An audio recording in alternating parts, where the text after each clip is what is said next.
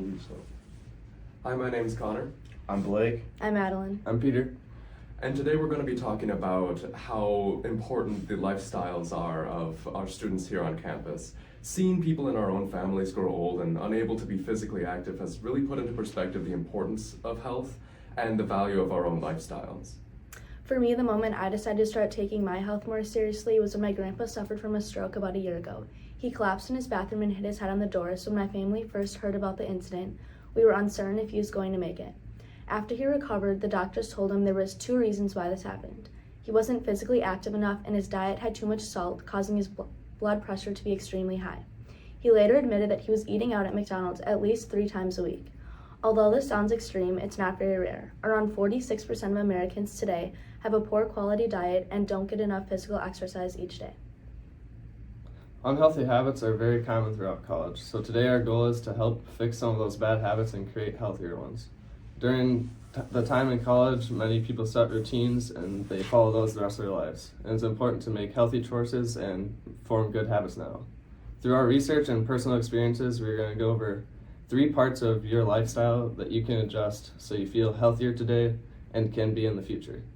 Living a healthy lifestyle provides many benefits, and today we'll tell you why and how UWL students should be healthier.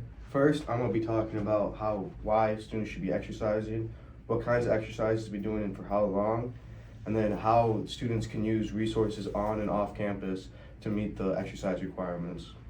Then we'll move into how to have a better diet and eat healthier here on campus and in La Crosse. And then finally, I'll be talking about the importance of mental health through the lenses of sleep, stress, and social health. First, I'll talk about the importance of exercise. One of the most important ways someone can maintain a healthy lifestyle, especially college kids, is to exercise regularly. Regular exercise has many health benefits that are important to students. College kids are in their prime physically and can benefit greatly from exercise. Avanti DeLaw states in her article for Vogue.com entitled Exercise in Your 20s, The Do's and Don'ts You Need to Know, published in September 2019. Your physical abilities are at their prime in your 20s, which is why you can jump higher, lift heavier, and run faster. In your 20s, hormones like estrogen, progesterone, testosterone, human growth hormone, and the thyroid hormones are working together to keep you in great reproductive shape. The side benefit of this is that it amps up your muscle building power, making every workout you do more effective. There are many ways that exercising can be beneficial to students, from mental health to school performance to disease prevention and maintaining a healthy body weight. College kids should exercise not only for themselves right now, but also for their future selves. Regular exercise can lower your chances of getting some major chronic diseases, including heart disease, certain common cancers, stroke, diabetes, and even Alzheimer's. These conditions are among the top 10 causes of death in the United States right now. Developing a regular exercise routine right now can prevent your chances of getting these awful conditions later in life. Being active can help your health right now as well. Exercise can lower your blood pressure, increase the amount of your good cholesterol, reduce inflammation, build muscle, and help maintain a healthy body weight. All these benefits of exercise can help a student live a healthier and happier life. Exercise has been linked to better school performance. Students who exercise regularly have better focus and able to remember and recall better than students who is inactive. According to a post.edu article titled The Link Between Physical Activity and Academic Performance, posted on May 26, 2020, researchers at the University of Western Ontario have discovered that a mere 10 minutes of exercise can prime the areas of the brain responsible for executive function. And a study conducted at the University of British Columbia found significant boosts to the size of the hippocampus, the part of the brain responsible for verbal memory, among those who pursue exercise on a regular basis. Now, it can be hard for a student to find time to fit in a full workout between studying, class, and a job. Luckily, you do not need to hit the gym for several hours every day to get the benefits of regular exercise. According to the CDC, an adult should get at least 150 minutes a week, or around 20 minutes per day, of moderate activity, or 75 minutes a week, or around 11 minutes a day, of intense activity. Some examples of moderate activities would be like walking, biking, swimming, racket sports, and baseball.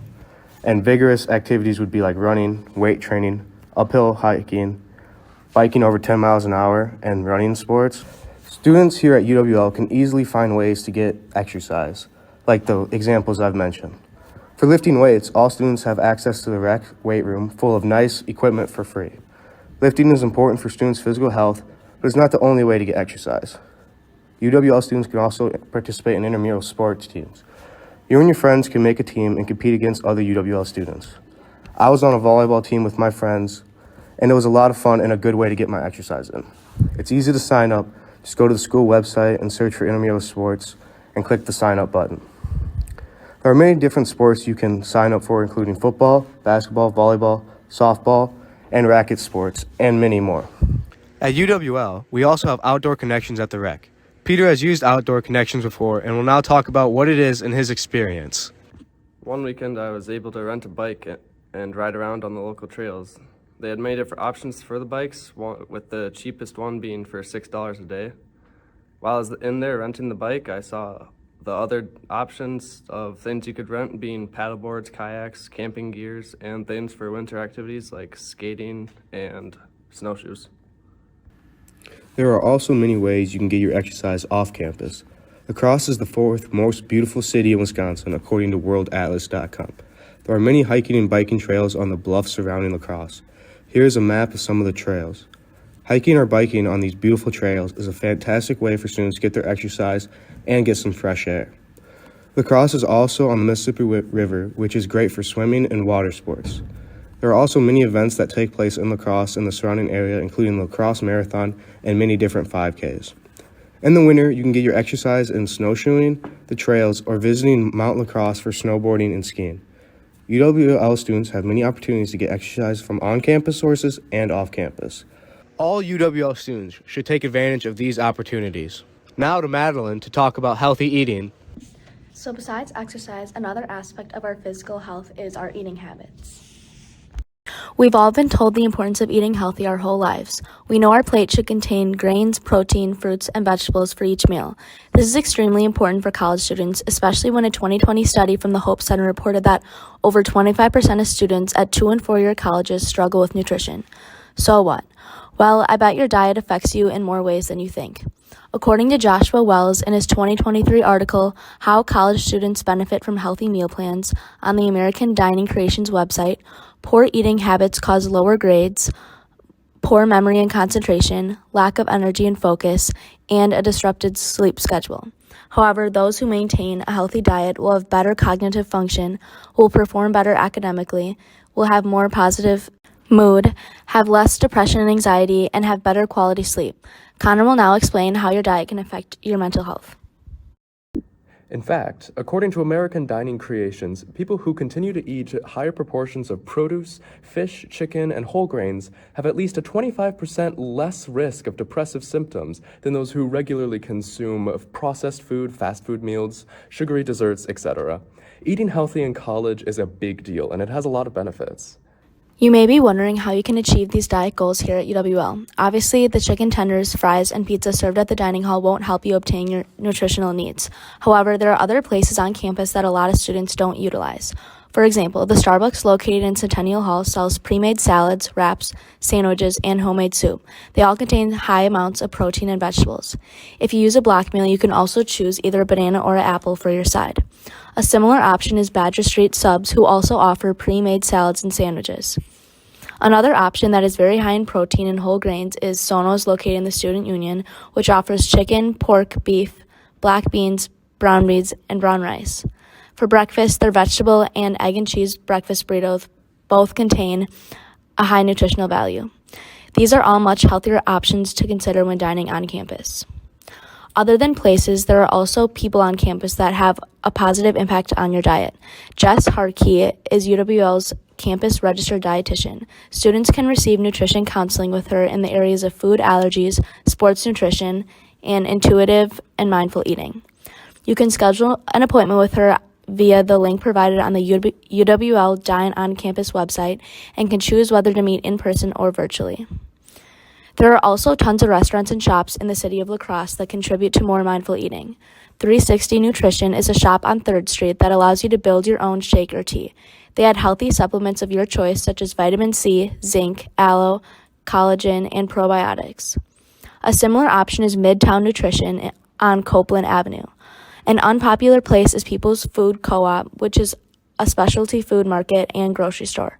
Everything is locally grown and none of their products contain artificial flavorings. I got to visit here for my environmental studies course last semester, and not one thing in the whole store looked unhealthy in any way. They had a deli where you can order freshly made food and had tons of healthier snack alternatives to purchase and eat later. Lastly, a popular food chain located in La Crosse is Panera Bread. They have a wide variety of salads that are rich in vitamins and protein. My personal favorite is the Green Goddess Cobb salad with chicken that contains only 500 calories, 8 grams of fiber, and 39 grams of protein. There are plenty of options here in La Crosse for when there's nothing in the dining hall and you need to DoorDash something to your dorm room, or for when you have your own house or apartment and don't feel like cooking. Exercise and diet are 2 key components to one's physical health. Next, we will move into how to maintain good mental health. At the end of the day, everybody at UWL is trying to be a better student. And while a healthy body can indirectly help us be a better student through increased cognitive health, what can we do to directly impact our minds in a positive way? There are 3 main aspects to cognitive health that we'll be talking about today: stress, sleep, and social health. Of course, each of these aspects influences each other and feeds into each other, but we'll discuss them separately. By utilizing services on campus and organizing our lives, we can help our minds flourish. Stress is something that everyone is familiar with, be it from friends, family, work, school, or even larger world events. Let's dig into what stress is, how it affects you, and how you can manage it. Let's start by dismantling a common misconception, that being that all stress is bad. Do you or do you know someone who works well under pressure? Do you get excited when good things happen in your life or experience something new? Well, according to Elizabeth Scott, PhD with verywellmind.com, these are examples of something called eustress. Stress is generally defined as a feeling of arousal or energy. In cases of eustress, this energy can have a number of benefits, including increased concentration, motivation, resilience, and even some benefits to performance, according to the Yerkes-Dodson law, also described by Dr. Scott in her article. A key point to this law, however, states that this is only beneficial to a certain point, at which performance decreases. Not only does extreme stress decrease performance, but chronic levels of stress can also cause both physical and mental illness, such as pain, exhaustion, high blood pressure, and a weakened immune system, anxiety, depression, panic attacks, etc., according to Cleveland Clinic. This is known as distress and is what people often refer to when talking about stress. Distress is what we're trying to minimize. So how do we do that? There are many resources on campus that can help lower levels of stress and help students relax. Physical activity has several benefits, and reducing stress is one of them. Exercise has been linked to reduced stress, anxiety, and depression. When you exercise, changes take place in your brain, and hormones to reduce stress are released. The rec is a great place for aerobic exercise, an effective way to reduce stress, according to the Cleveland Clinic. Exercise has also been shown to help symptoms of anxiety and depression. Other choices can be impactful as well, like eating right and cutting back on drugs like nicotine. Another incredibly important and often overlooked aspect of mental health is sleep. Its benefits are extraordinary, as are the effects of sleep deprivation. So why is it that our body wants to fall unconscious for hours every night? There's no proven answers as to why we sleep, but according to Healthy Sleep, a resource from the Division of Sleep Medicine at Harvard University, some theories include an evolutionary drive to stay inactive during the night, a mechanism to conserve energy, an important time for the body to restore and repair, as well as an opportunity for the brain to reorganize itself. Regardless of why we sleep, if you don't get enough, your health greatly suffers.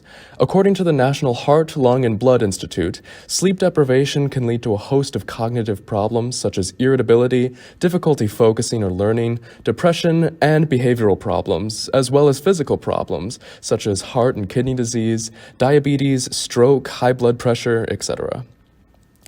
In lieu of this, how do we make sure we get enough sleep? First of all, it's important to prioritize sleep. While your academics may suffer if you can't finish that homework assignment at 2 a.m. or can't fit in another hour of studying, sleep deprivation affects your academics as well as every other aspect of your health and thereby your life.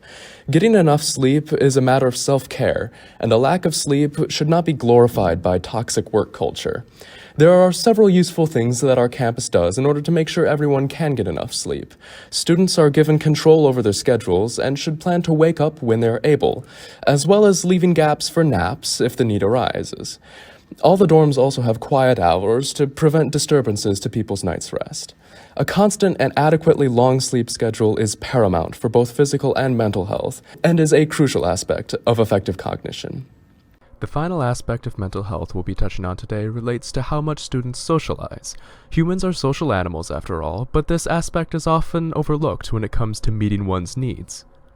There are a lot of misconceptions when it comes to what social health is. It's not a matter of how many friends you have, whether you're an extrovert or an introvert, etc. When broken down, social health is all about whether you personally feel a lack of connection. Extroverts with dozens of friend groups and tons of connections can be as socially healthy as someone who only has a couple of close friends, according to the Center of Compassion and Altruism Research at Stanford. The main goal is to avoid feelings of isolation and loneliness. I personally feel that when I spend a whole day alone without talking to my friends, I'm in a worse mood, I feel more stressed, and I'm less productive. It's important for me to set aside time for me to socialize each day, whether it's at dinner or hanging out in someone's dorm. On the other hand, I can go several days without seeing any of my friends in person and feel perfectly fine. It's all relative to your own brain and how it works. While these feelings may seem inert, they're anything but. According to the same research center at Stanford, low social connection can be worse for your health than smoking or high blood pressure. It can make you more irritable, more anxious or depressed, and can increase cellular inflammation as well as slowing your recovery from disease. As mentioned before, promoting good social health isn't relying on how social you are, it's how connected you feel. Self-reflection is valuable in understanding what exactly you need to do to meet this need, and how much connection do you need. It's also easy to meet new people here on campus. There's tons of organizations and activities you can join, from sororities and fraternities, to bands, to jobs, to intramural sports. You can also meet plenty of new people just going through the classes you attend. Now to Peter with some anecdotes about the realities of staying healthy in college. To wrap things up, I've noticed that all these habits of exercise, eating, and mental health have either affected me or I have seen someone affected personally. For example, without the team sport aspect of exercise that I was used to from high school, I had gotten lazy at the beginning of this first year of college, and I had just started to begin to be on my phone all the time and get trapped and distracted on things like TikTok, and ended up isolating myself. This then correlated towards my mental health and sleep being affected, as I stayed up too late after procrastinated homework and was just on my phone all the time, and the isolation affected my mental health. With all of these, I was not able to attain the grades that I had wished for coming into the year, and I had never considered these to be the reason for that until we had done this project. I've also seen binge eating and drinking, along with bad nicotine habits from colleagues of mine, which pains me to see. I feel as if we have all seen or experienced these bad habits one way or another, and without realizing the correlation of exercise, eating, and sleep habits, that if one is not followed properly, it would lead to negative effects in all of them, along with the opposite happening with a positive benefit in aspects of health. If one positive habit is made, then this will produce other positive habits. The important thing is that we can find what best suits each of our individual needs, as we are all different and need different amounts of these sleep and mental health things, exercise and social interactions, and eating. So finding what best accommodates yourself to make yourself the most happy with yourself. Today our group told you about how and why you should live a healthier lifestyle because of the benefits it provides us with now and in the future. We went through the importance of staying physically active, tips on proper exercises and local things to do to stay active. Then we went through eating habits with the proper diet and local places to go to in La Crosse that follow that diet. And lastly, we discussed mental health by going through how to manage your stress, sleep, and social health while in the La Crosse area. So let's all start to live a healthier lifestyle because of the benefits it brings, the fun activities you're able to do, and so we can feel and perform our best each day. Thank you for listening.